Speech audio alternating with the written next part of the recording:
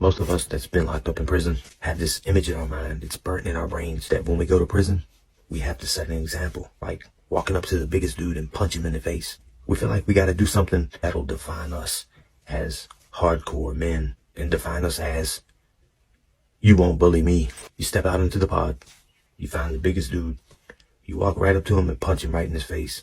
Believe it or not, a whole lot of people employ that tactic. They do. But in reality, it doesn't take all that. It's not necessary. You know what I'm saying? Presenting an attitude sometimes can be good. A hard to steal attitude, sometimes it can be good, but sometimes it can be bad. You've got to judge for yourself when to use aggression or not in prison. It depends on the situation, how tense it is. There's so many situations in prison daily. It's like every day there's something. You got to put your mind to work. Yeah, you've got to use your own discretion, observing your surroundings, and not just observing them, but understanding them. It's very important to understand your surroundings, not just observe them. You won't gain respect anyway from walking up punching someone in the face. That's not going to get it. A person has to see you as a human in order to respect you. And when you're punching someone in the face, you're kind of like scaring them away. And causing a scene like that in a big prison day room can be very, very dangerous. Like causing a scene in a prison day room like that, it will draw out all the negative people. When a wolf makes his kill, who is there to greet him? All the other wolves. Yeah, you punch someone in the face, get the rumbling, and it's over. Or you're fighting, and all the people surrounding, a couple people surrounding y'all, watching you. Those people are straight predators and are into everything you can think of under the sun, man. Using that tactic ain't good because it just draws all that negativity to you. There's only two types of people I know of anyway that would want to run up to a couple people fighting and punching each other and all that. And that's one, sociopaths, and two, people that like violence. Gaining respect in prison comes through experiences. You have to live it. I don't suggest just trying to take respect either. It causes too much collateral damage, like I just explained. There's other negativity surrounded by that tactic, and that people will start to see you as someone that punched somebody in the face.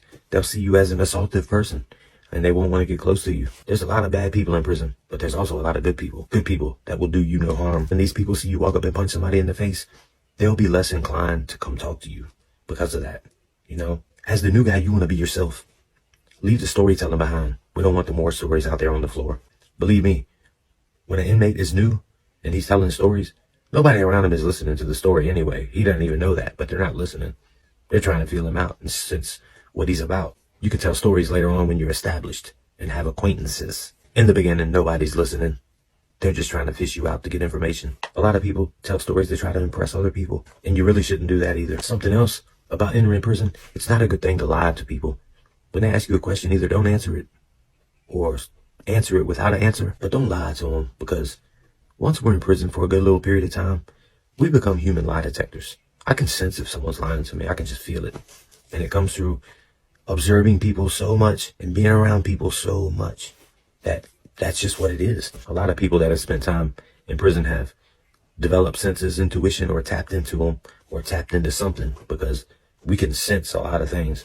And no matter what conversations you have with people, don't ever give up too much info.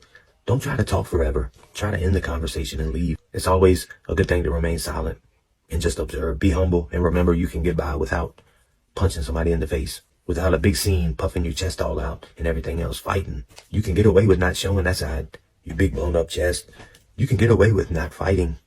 You can get away with talking to somebody in a negative tone sometimes. But it's one thing you can't get away with and won't get away with. And that is being soft. Being soft. They will come at you. I haven't really spoke about it, but it's something else that they want out of people. And they're piled up trying to figure out if the new guy is the one. I'm not going to speak on that. It's all up to you, man. It's all about how you carry yourself as to what's going to happen and what happens to you in there, whose path you cross, blah, blah, blah. It's all up to you. You can do this, man.